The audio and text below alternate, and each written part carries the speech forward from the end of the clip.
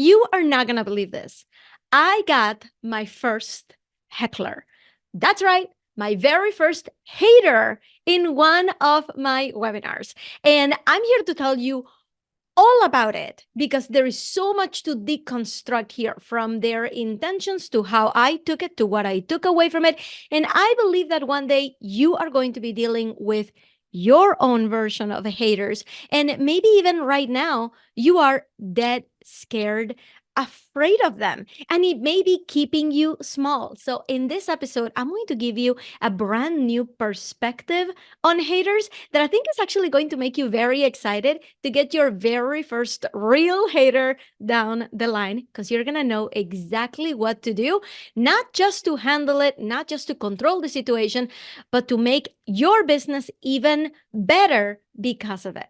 Hi, my name is Ina Coveney. I am a business coach and I specialize in monetizing tiny audiences. And this is the Get Clients First podcast, where all we talk about is how to grow your coaching business without the need for growing your audience. Now, don't get me wrong, we all want a big audience right now. We want it yesterday, but that should not stop you from going out there and getting clients and doing what you need to be doing in this world to make an impact. And that's why we say, go and get clients first. Thank you so much for being here today. We also have amazing interviews with great coaches, and I ask them all about how they got started getting clients first. So make sure to go back and binge on some of those interviews.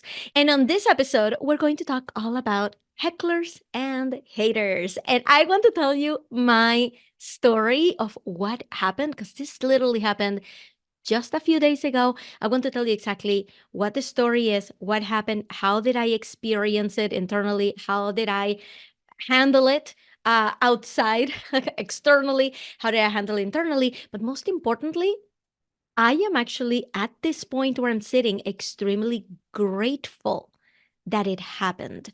And I'm hoping that I can inject some of that energy into you, because I know there's a coach listening right now, and this could be you, that you are dead scared of somebody doing something like that to you, of somebody just saying bad things about you in public. And that's what keeps us small, right? That fear of public humiliation really keeps us small. So I wanted to kind of share a different perspective. And I am hoping that by the end of this episode, you'll actually be excited and looking forward to that time when you get to experience this, so you can see how you can use it to even boost your business further. So we're going to get there in a second. But before I tell you that story, I want you to know, like, where was I coming from? What has been my experience with hecklers, with haters so far?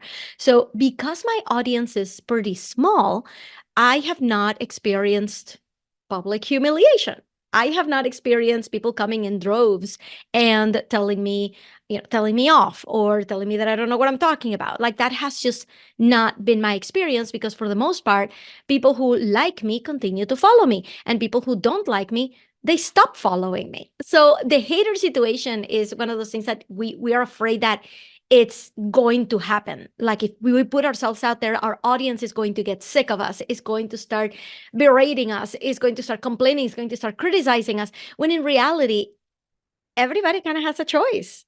They have a choice on who to follow. They can just hit unfollow, they can just unsubscribe from your mailing list, and that's pretty much the worst that happens normally. But then there's those people. Then there's those people who can't let it go, who have to say their opinion, even if it's not a positive one, even if it doesn't affect their lives in the least, right? They will make it a point to come and say their piece. And that ends up affecting us in an emotional level, in a cellular level. So before this event, and I'm going to tell you exactly what happened this past week, but before this, my experience with haters had been pretty much of the very normal kind. None of them were easy, but I was able to handle it okay. Back in the day when I first started my business, literally 2018, I was posting a lot on Facebook. I'm not so much on Facebook anymore, other than my Facebook group, which is called Coaches Helping Coaches. It's a free group. If you're not there yet, the link is in the show notes. You can go get it right there. You can come and join us, hang out with other coaches, amazing coaches just like you. So other than my Facebook group, I don't really post on Facebook a lot. My platform of choice is just Instagram. So I'm just not there a lot. But back in 2018, I was. And I was posting things like, hey, don't give up. You can do this, right? Totally benign and inspirational. And then I posted a post, and I still remember what it said. It said, you are not allowed to quit, but you are allowed to pivot, change your mind, switch, change course, like all of these other options that are not quitting, right? So I posted something like that. And I had somebody that I loved. He was more like an acquaintance. We knew each other from when I was in college, so we probably hadn't seen each other in over 15 years. And he sends me a personal message. Actually, he sends me a message on the comments. He just comments saying, "Well, what if some people really need to quit? Like, who are you to come and tell people not to quit? Like, what is your problem?" And I'm here like, "Whoa, I did not think that a message as, that has been as inspirational to me would be a trigger for somebody else." So I sent him a message personally and I said, "Hey, what's up? What's going on?" And I let him speak. And he goes on this entire tirade saying, like, how dare I go out and tell people what to do? How dare I tell people that they can't quit? How dare I dictate terms on people's lives? Because some people are just not gonna take that. And I can't pretend that I can put that message out there without it being challenged. And I let him talk and I said, totally respect your opinion, man. But if you don't like what I'm talking about, I believe it's a little bit rude to come and try to take me down in public. So I would very much appreciate if you just didn't leave those comments anymore. If this message is not for you, you can unfriend me, you can unfollow, you can mute. Did you know that you can mute posts on Facebook? Mute me. But please don't do that in public to me anymore. That was just really mean. And he said, understood. He never unfriended me, but we never talked again. So to tell you the truth, I did not feel that was a great loss in my life. Literally, we had not spoken in 15 years, but that was my first taste of, oh, what I say matters and it may land the wrong way with some people. But if I had taken that conclusion and drawn a new conclusion, a new inference from there, saying, okay, so some people are not going to like it, therefore, I'm not going to say it. That would have been a bad conclusion to jump to. Instead, I said, oh, some people are not going to like what I'm going to say. That means they should probably unfollow me because there's a lot more where that came from. I have a very clear vision of my future, and it does involve inspiring people. It does involve getting everybody who's listening to this podcast right now to look at haters in a completely different way, to be able to meet your dreams, to be able to go after your dreams completely unapologetically. And anybody who has a problem with it is going to have to unfollow and unsubscribe.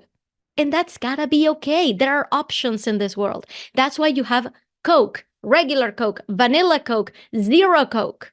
Just because people have a huge problem with the kind of sugars or lack of sugars that they use in Coke Zero, that doesn't mean that Coke is going to stop offering it. It's an option for people who want a low calorie option.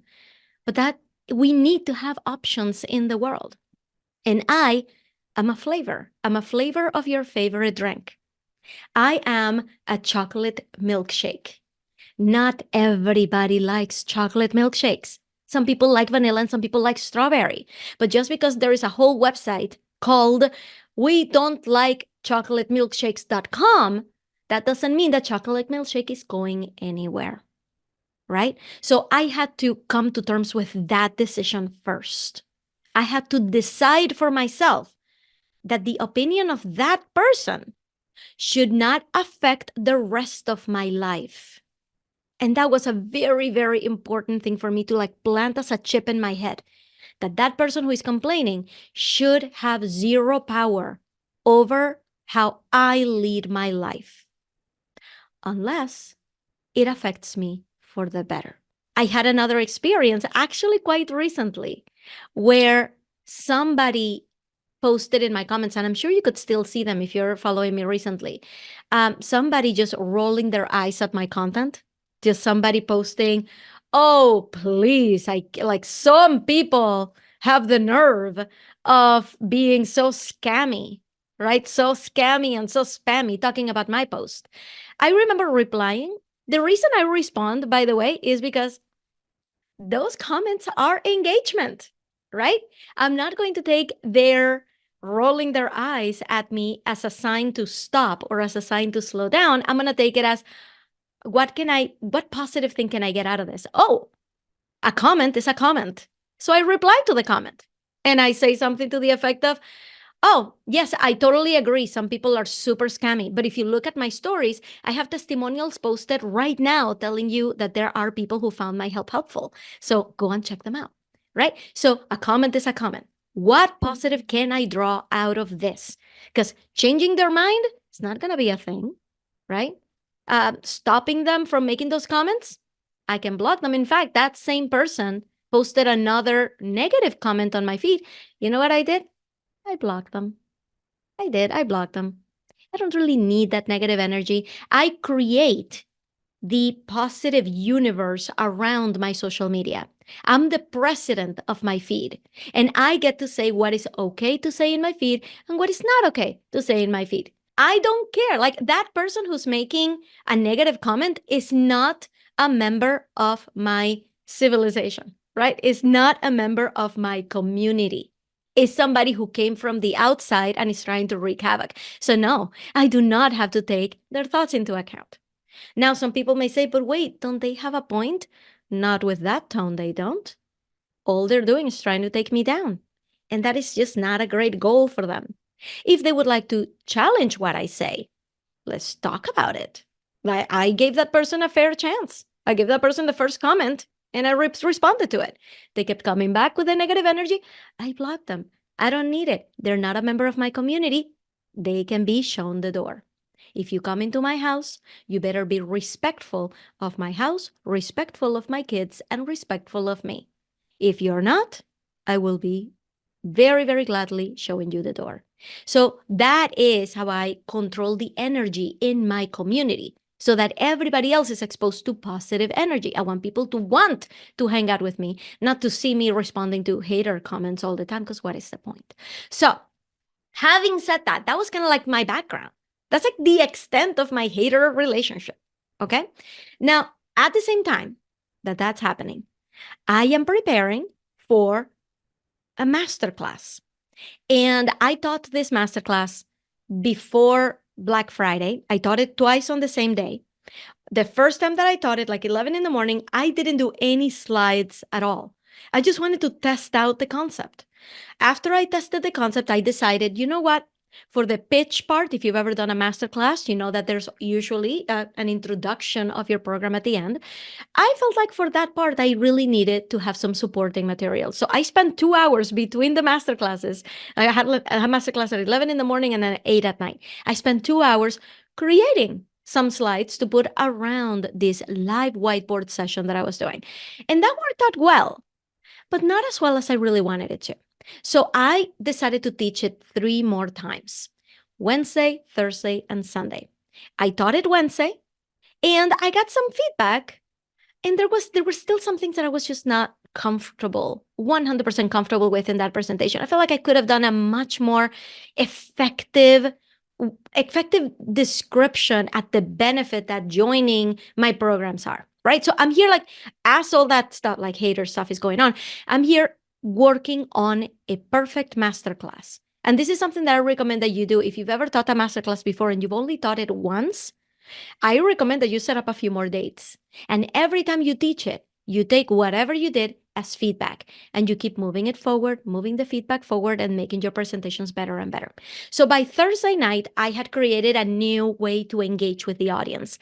And that night, for some reason, Thursday nights, are the least attended dates of my webinars. So if you ever want like individual attention on a webinar of mine, come at night, because that's usually not where when my coaches are hanging out. My coaches are usually coming at noon on Wednesday or during the weekend. But at night, I get very, very low attendance. The only problem is that I always get program signups on Thursday nights. I don't know why this is a thing. I have taught a masterclass. I'm talking like for years. I have been teaching a masterclass on Thursday nights where I get 2 people show up and one of them buys my program. It's like 50% conversion rate on Thursday nights. So I can't stop teaching on Thursday nights because it seems to be lucky. So I went on Thursday night. Again, I prepared a brand new way to present the information, brand new pitch, brand new slides. And we welcome like 5 people who joined the masterclass, right? One of them is a client of mine. She joined my program. My program, by the way, is called 30 Days to Clients, and we're starting a brand new cohort January 1st. And we're just going to skip over this part because I want to finish my story. But if you want more information about that program, it's an amazing program where we focus on getting clients. That's all we do for 30 days. And you can just go to 30daystoclients.com and you'll see more information there. So anyway, so the 5 people that came, one of them was somebody who joined my program and we're starting together in January. She just wanted to see what I'm doing. Somebody else actually 2 more people who came for the first part, but had to drop out halfway through, right? And then there were 2 people left. One of them I've been in touch with forever. I have met her in person. She's one of my dear coaches, and she ended up signing up for the program for 30 Days to Clients that same night. There we go. That's my Thursday sign up. And then there was this one other person. Now, remember I told you there were 5, 2 of them left halfway through. So here I am with 3 people on the call. One is a client, one is about to become a client, and the other one is this heckler situation.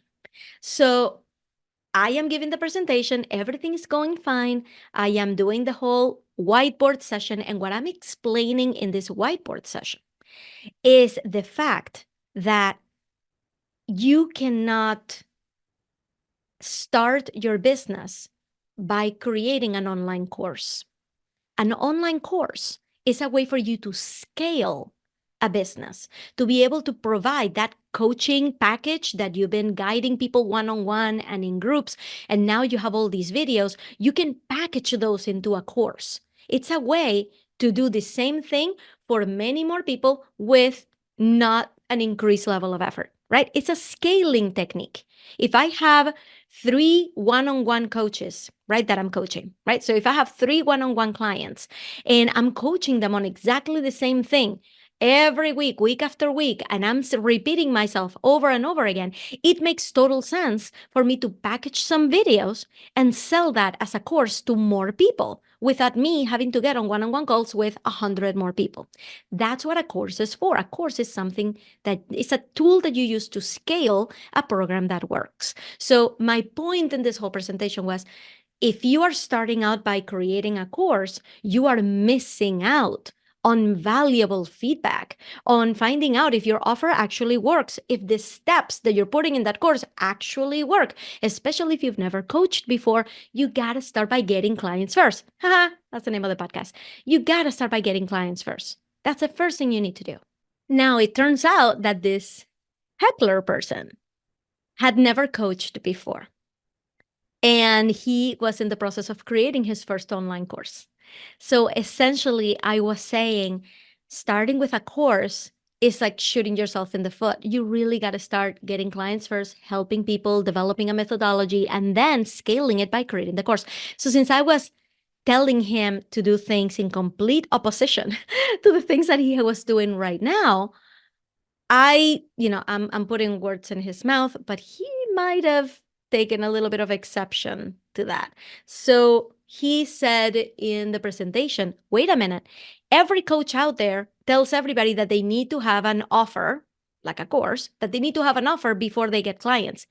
Tell us how they are wrong. And I'm like, I just spent the last hour telling you why they're wrong.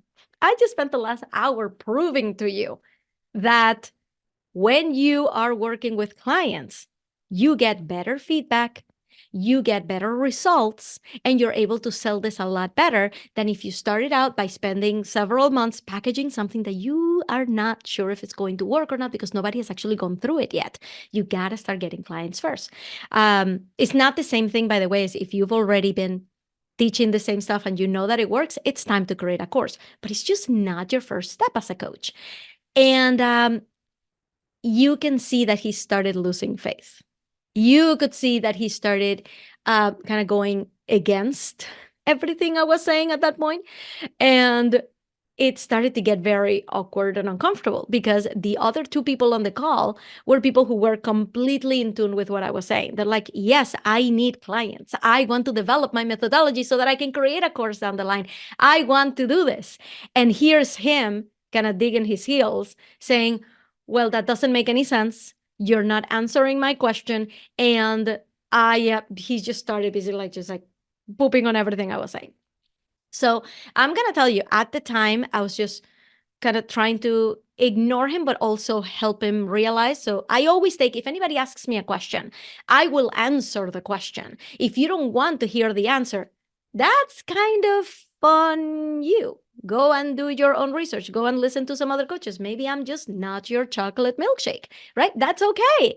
I've been told to do one thing by many coaches, and only one coach actually gets through. It's okay. You don't have to get all of your information from me. You don't have to believe anything I say. But if what I'm saying inspires you and resonates with you and motivates you, then this is a place to be. But if it isn't, find another place. So that's kind of like my mentality while we're going through it. So I'm here asking people, okay, so how excited are you to come and get clients in 30 days with us?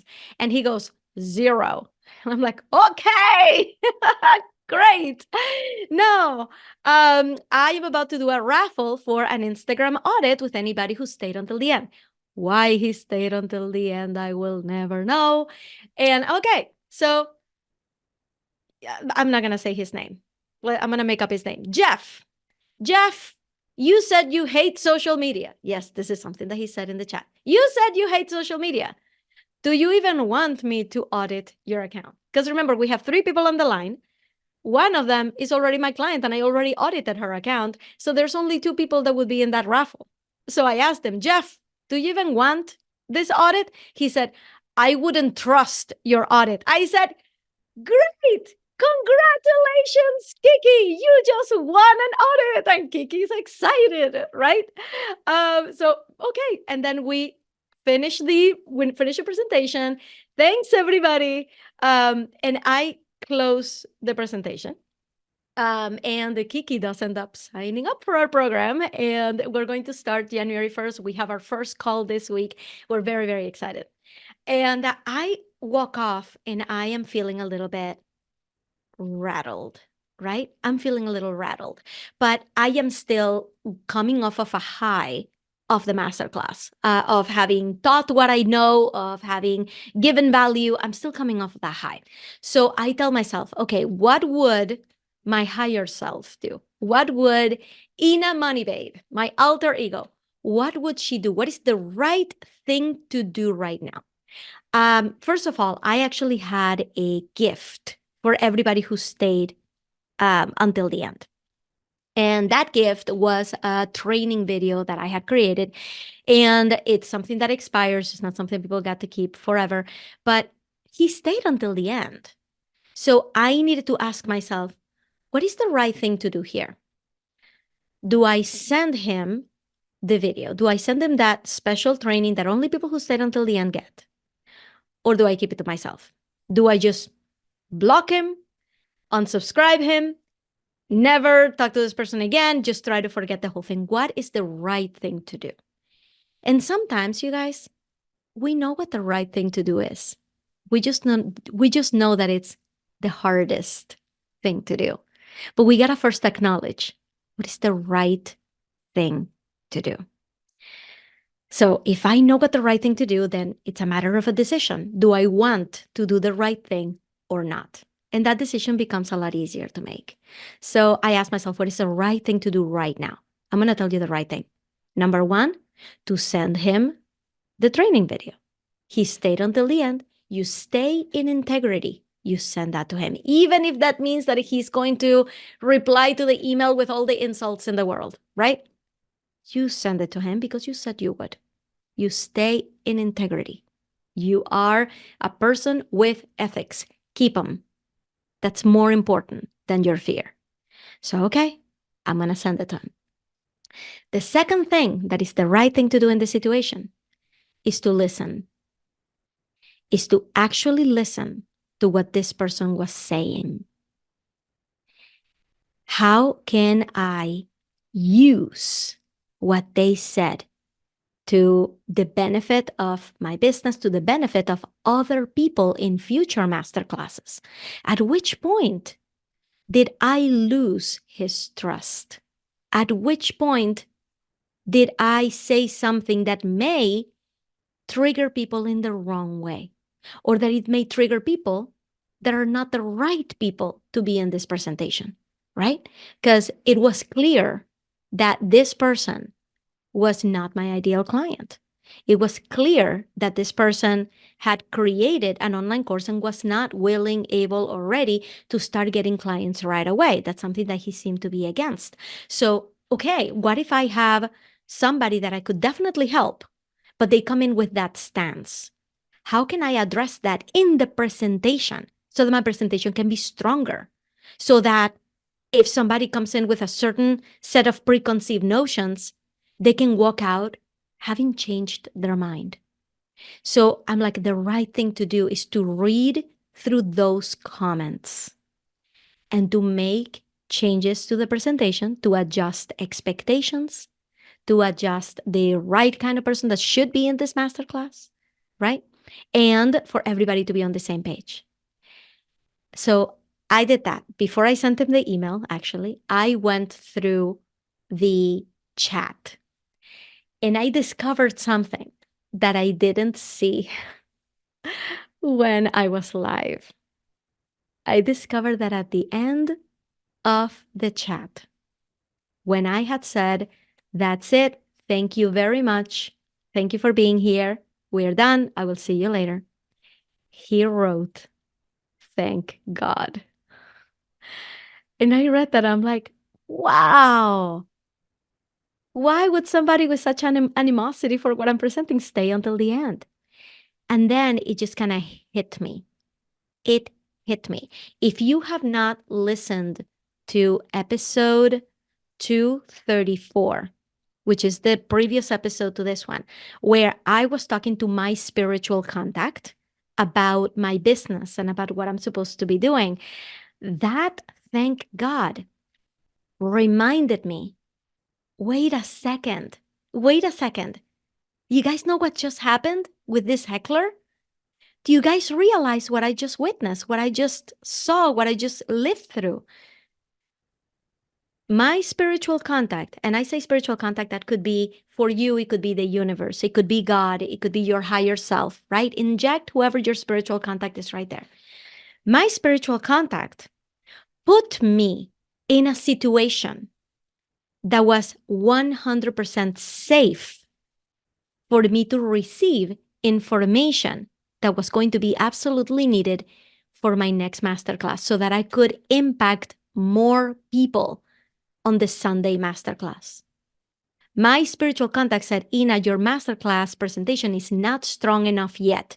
And what I need to do is to send you a heckler who's going to be loud, who's going to be obnoxious, but he's going to make the point that you need to specify in this masterclass who this process is for, what kind of coach this is for, what kind of actions people should be taking, and how we get all on the same page before you move forward. You need a better way to engage with this audience in a way that is a little bit more solid, a little bit more foolproof. And I'm sending you this heckler in a completely safe environment, because if you think about it, this heckler was heckling while there were two other people there who signed up for my program, who are already in, who trust me, who believe the things that I'm telling them because it's for their benefit. This was basically me listening to a heckler in his own echo chamber. He was in a room by himself screaming these things. And my spiritual contact said, you need to hear those things, because I know that if you hear them, you're going to come up with a much better way to impact more people's lives come Sunday. So I want you to listen in a way that is completely low stakes here. It's not like I got a heckler when I was presenting to a crowd of 100 or a crowd of 1,000. Do you realize what just happened? So when I read those words, thank God, and it hit me, I said to myself, thank God indeed. Thank you. Thank you for having been here. You know what I did on Saturday? That was Thursday night. On Saturday, I spent hours, like 4 hours straight, modifying my slides, modifying the engagement pieces to make this the most impactful masterclass that I could ever teach. And there is no way I would have been able to come up with all of that if it hadn't been for the heckler. So you know what I did Thursday night? When I had this realization, I wrote him an email.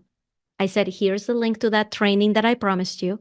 And I just wanted to say thank you. Because of the things you said, my delivery of this masterclass and the value that I'm going to provide to coaches come Sunday and into 2024 is going to be so much stronger, so much better, so much more valuable because of you. So thank you. Now, he never responded to that message. I'm grateful for that. This was not a debate. I did not want a response, but I felt in complete integrity that this actually helped me. I'm not gonna lie. This sounds like an extremely enlightened way to handle hecklers, to handle feedback, but I am the queen of fear of rejection. The queen. There's nobody else who has more fear of rejection than this one right here. So I was shaking in my boots. I was jittery all of the next day, all of Friday, including some parts of Saturday. It took me a whole 3 days to finally get it out of my system, to get his words out of my system, to get the rejection out of my system. It took me that long, even as I was very logically and rationally modifying my slides to make them better. Even as I understood it, I was rattled. And I just wanted to tell you that because from a human perspective, that's how it feels. And when we feel rattled, we want to get out of there right now. My friend Elisa Smith, she's a trauma-informed life strategist, and everybody should go follow her on Instagram. She is Your Best Moment Is Now. Elisa told me, your body right now doesn't see a difference between a heckler who just gave you amazing feedback and a bear chasing you. So yes, you are going to need a little bit of time to come down from it. So you may be wondering, okay, what changes did I make to the presentation to make it stronger based on what the heckler was saying, which he was not trying to be helpful. He was not trying to help me. That was not his intention. So how did I take it? You know what I understood? That he had a very good point when he said, when I'm here telling coaches, coach, you need to go out there and get clients first. His stance was, I think you're doing something irresponsible by telling people who woke up one day to tell them like, hey, you can coach tomorrow. You need the expertise. That's the point he was trying to make. You need to be an expert at what you do. I'm like, I completely agree. When I work with coaches, I'm working with coaches who have expertise, who know that if I introduce them a client right now, they would be able to help them tomorrow. They do not need a month to research the topic. They do not need a month to create videos. They don't need a month to prepare. They'd be able to help you right now because they know their stuff. They know what they're doing. So that's a huge change that I made to my presentation. Is I put in the beginning an advisory. This masterclass where I'm going to teach you how to create a 6-figure coaching offer only applies to you if you're the expert at what you do. And if I introduced you to a potential client, you'd be able to help them tomorrow. So that's the first thing I added to my masterclass. Now, I have an advisory for you. If you are not an expert and you've never coached before and you're not planning on creating a 6-figure coaching offer, this is not going to apply to you. But if you are an expert, even if you've never coached before, but you know your stuff, and if I could introduce you to somebody right now and you could use your expertise to help them, then come to Mama, because I'm going to show you how to get clients in the next 30 days. That's a very slight change that I made to my presentation, among many others that involved engagement, that involved, making it entertaining, making it super valuable. But I really felt like it was important. So I assume that every coach that I speak to that comes into my sphere is an expert at what they do. So I added that to my presentation. I became much stronger for it because I made everybody in that presentation say in the chat right there with me, I am an expert. And I don't need a month to prepare to help somebody. If I meet someone today, I can help them right now. I can help them right now. So if that's you, if you're like, yes, I'm an expert, I can help people, I just have no idea how to go about getting clients. I think I should be growing my audience. I think I should be creating an online course. I think I should be creating another freebie. Stop. All you need is to get clients and build the offer around them. So right now, if you're listening to this week of December 18th, 2023, if you're listening to this week, this Friday, December 22nd of 2023, is the last day to join us for the January cohort of 30 Days to Clients, where all we are going to do is get you clients for your next six-figure offer. Just visit this website, 30daystoclients.com. Even if you listen to this after the deadline has passed, there will be a lot more information in there about the program, and maybe you can join us next time. Join the waitlist, or if it's still open, join us now. We have an amazing setup for you in there. You can read all the details in the checkout page, and I can't wait to show you this lifelong skill of getting clients for whatever offer you want to put out there, right? If you're not ready for that yet, if you're like, wait a minute, Tina, I'm actually interested in listening to that masterclass that you taught, that's also available out there. Just go to tinyaudience.masterclass.com, sign up for the next one, or request a replay if it's active. But those are two links that I want you to visit. If you're able to watch the masterclass, there's the entire detailed process is in there. Go and watch it at tinyaudience.masterclass.com. But if you're ready to do this with us, go and check it out. Go check out what the price is. Make a plan and go to 30daystoclients.com and come and join us. I really hope that this was helpful. I really hope that by the end of this episode, you feel excited. Like next time that you see a heckler, a hater, you know what to do to make your program even better, to make your process of marketing even better, to make you even better.